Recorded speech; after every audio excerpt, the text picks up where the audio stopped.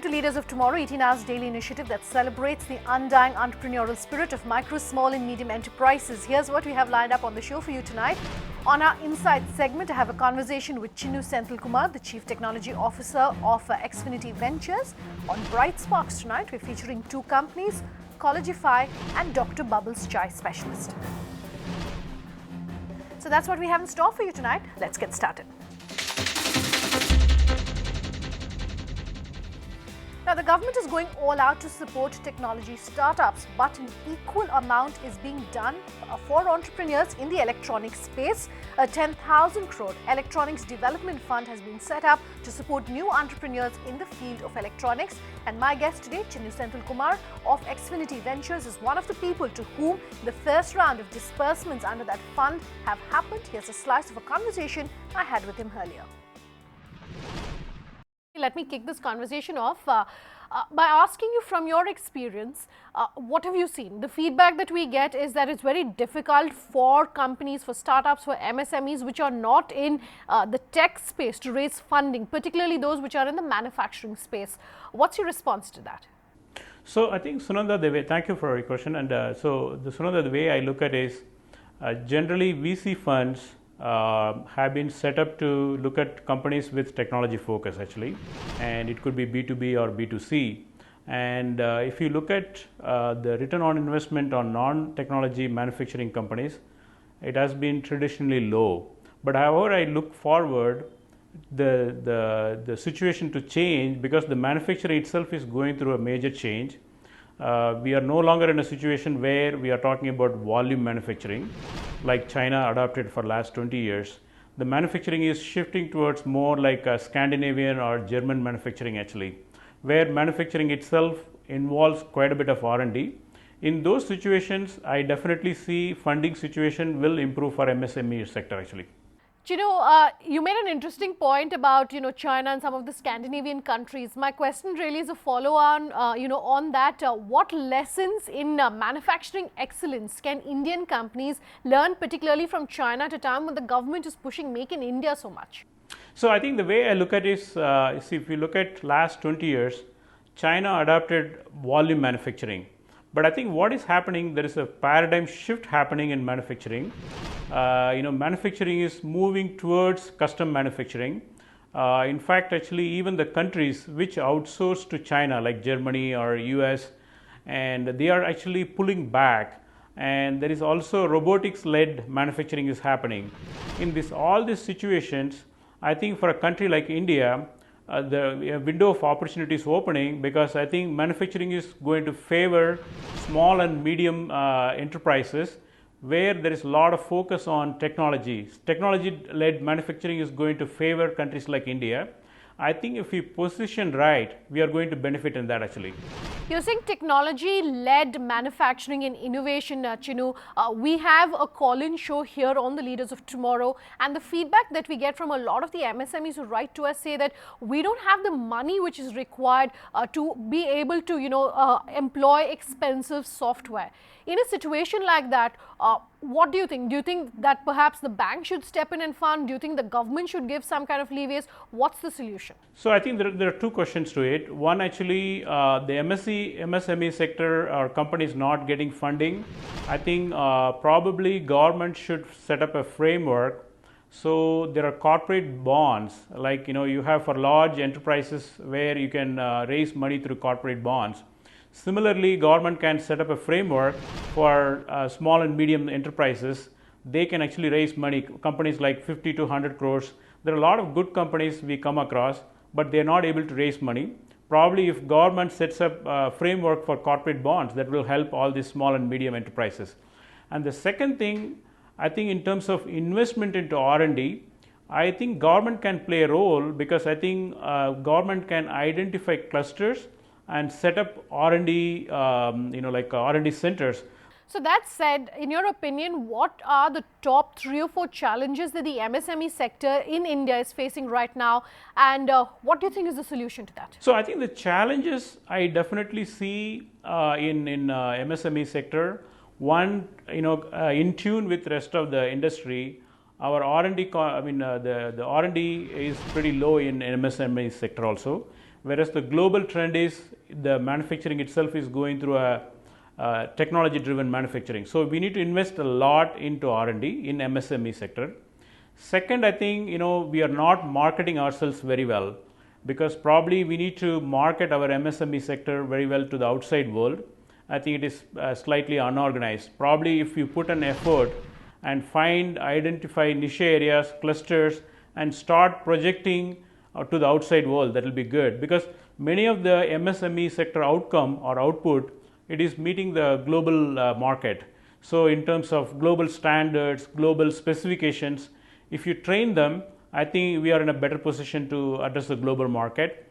Third, actually, the funding, actually, like I talked earlier, I think if government can set up a framework so corporate bonds can be raised for MSME sector, that will be a welcome sign, because I think traditionally MSME sector has problem in accessing capital, and probably we need to work out some different avenues.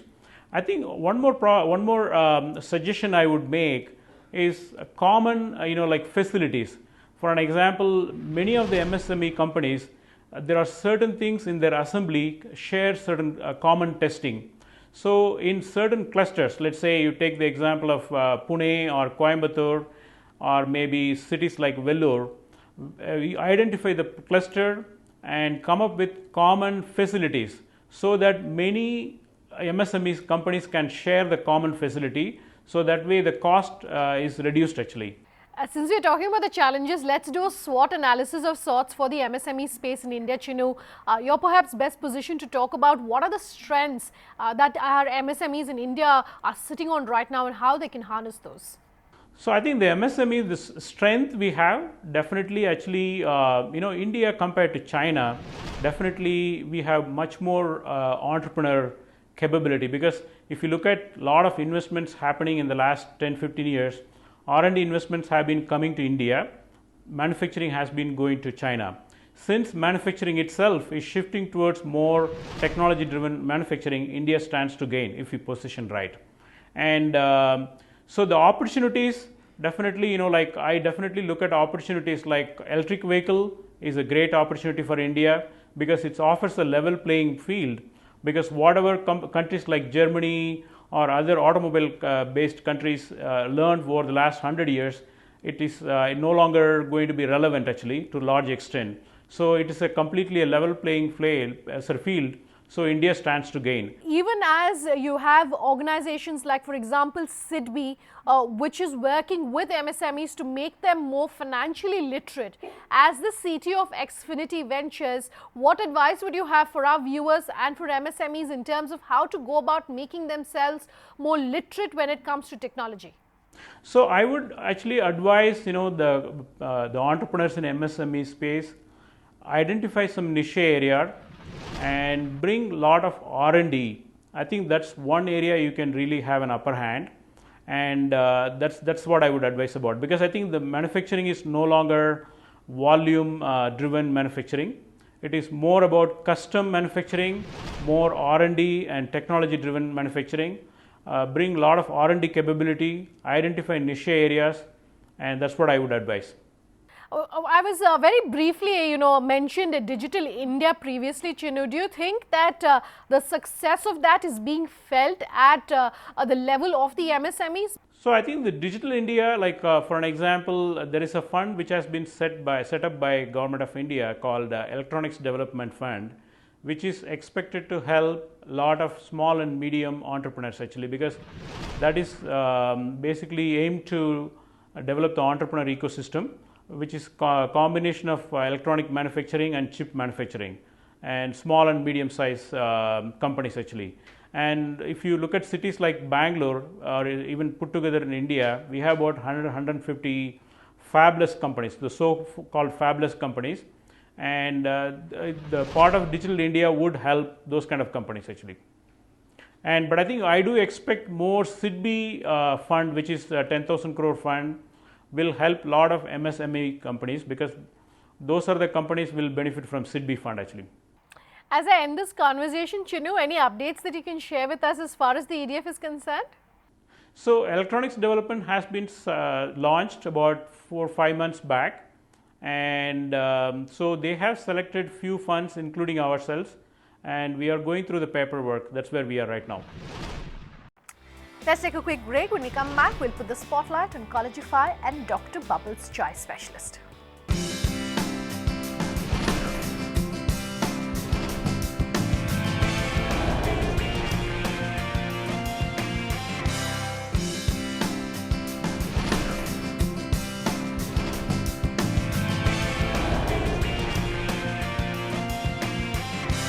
Welcome back. You're with us here on Leaders of Tomorrow, and tonight we are featuring Collegify and Dr. Bubbles Chai Specialist. Canteen semesters, attendance, bunking lectures. You've guessed it right. We're talking about college, and on Bright Sparks tonight, we're featuring the story of an education startup, Collegify. Its assignment is to ensure that students who wish to go abroad to study choose the best options and the best colleges that are available to them.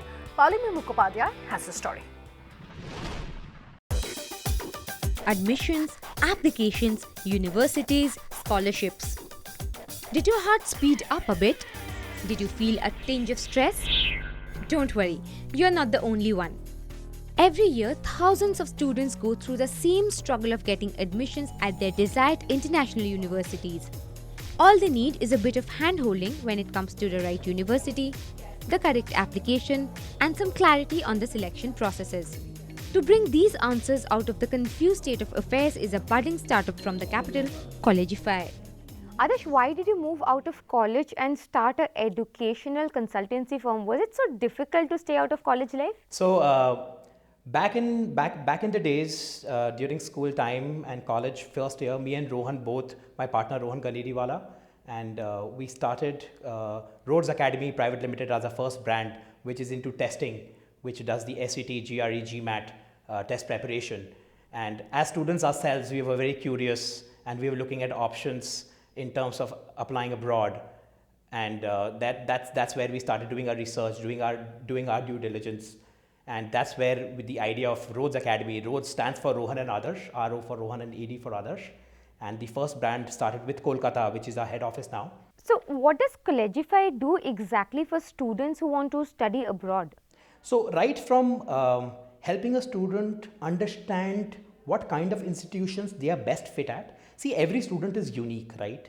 And every student has a certain kind of strong aspect. With some it could be academics, with some it could be community service or music.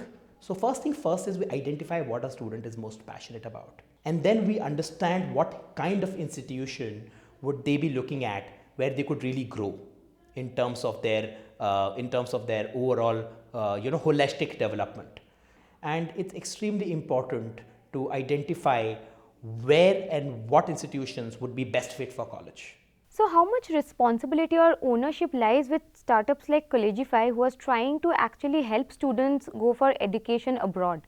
Completely. It is our responsibility. We own the child if we are working with a student, whether it's an undergraduate student or a postgraduate student. It is 100% the company's responsibility. You see, this is a very responsible space. It is about a student's life. It is about the families. At times we meet with certain families and they say that they are putting a lot at stake for sending their children abroad. So it is extremely important that anybody working in this space make sure that they are advising right. They have the right kind of knowledge in terms of working with the student, and they can identify whether the student is a right fit or not. Give us an idea about the various kind of queries you get from parents or students with regards to their confused state of affair right now.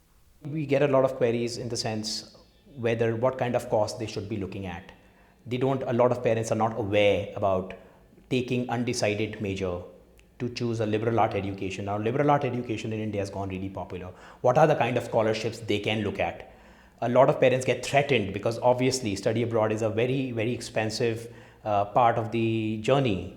So there are scholarships available. If the student is talented, we are bridging the gap in terms of communicating with the university on behalf of the student. What are the 3 qualities do you think is absolutely mandatory to have for students who are planning to study abroad? Most important quality I would say is that a student should be very well versed with interpersonal communication, interpersonal skills, as well as their reading and writing ability. So in the Indian education system, if you see, we are not very well versed with writing, in the sense US education, Canadian education, students are, the entire education system is very, very writing centric. And if you look at the Indian education system, we are not that passionate or not that well versed in terms of writing essays and communicating via email. So first thing is working on the reading and writing ability. Second is making sure that a student has an independent mindset from the learning point of view. A lot of decisions a student might have to take when they are there. So decision making, a student should have a strong decision making ability. With a strike rate of over 3,000 students successfully counseled and scholarships and grants worth over $15 million, Collegify is one of those few educational consultancy firms in India to have managed to network with top universities like Berkeley, Boston University, Cambridge, Columbia, Harvard, just to name a few. With the vision of an evolved education and a young team of passionate professionals, Collegify promises to be a noted name in years to come. There is no substitute for cutting chai, but Dr. Bubble's Chai Specialist, a newly launched bubble tea bar right here in Mumbai, is trying to provide a chilled and frothy alternative. Pooja Jain visited their outlet. Here's what she found out. Bubble tea, a Taiwanese street staple, has made its way to Indian shores before, but received a lukewarm response at the time. After extensive market research and customer due diligence, the founder of Dr. Bubble's Chai Specialist, Adnan Sarkar, seems to have struck the right formula. When we visited the company's outlet in Bandra, Mumbai, we learned how the beverage has been altered just enough to ensure its customer appeal and therefore success. So others before you have tried to introduce bubble tea to the domestic audience, and yet the beverage has failed to gain popularity repeatedly. You're attempting something very similar. So how is this approach different? The Indian palate is very vast and you need to hit each and every palate. If you get even one negative comment, it really gets to you. What we did was at least a 6 to 7 month research in terms of taste and development. We tested each and every company's products, region's products, and then we got the right mix. We do have the original ones, but 90% of our menu has been Indianized, and I feel that has made a difference here. For those unfamiliar, bubble tea is a tea-based beverage served cold with a large straw so as to take in the chewable infusions floating in the drink come snack. The infusions range from all-natural tapioca to fruit-flavored poppers that burst in your mouth, and from aloe vera and coconut-based jelly bits to dark milk and white chocolate chip. Well, as you mentioned earlier, the Indian audience is a very diverse one to appeal to. So how have you attempted to customize conventional bubble tea to appeal to their palate? How have you attempted to localize the product? To make it more appealing over here, make it more Indianized, I added more flavors. Like, most Indianized flavor I would say is a masala chai with tapioca, and that is where it really hit. And then I started calling it chai, maybe a more experimental version of chai, and you get that connection then. A lot of education also. You have to get the people to take the first dive. After that, it's just smooth sailing. It just catches on like anything. Yeah. The craft that you've honed in on of bridging taste buds. How do you plan to take this to the next level? Are you planning on introducing new products in the portfolio, some edibles perhaps? I don't want to add sandwiches, everyone else is doing that. I don't want to do pizzas, everyone else is doing that. Something which is in my vision is waffles. And again, waffles, not everyone has got it right till now. I do want to put a lot of Indian flavors, like I do want to have a rabdi waffle, a firni waffle. I do want to have a jalebi waffle.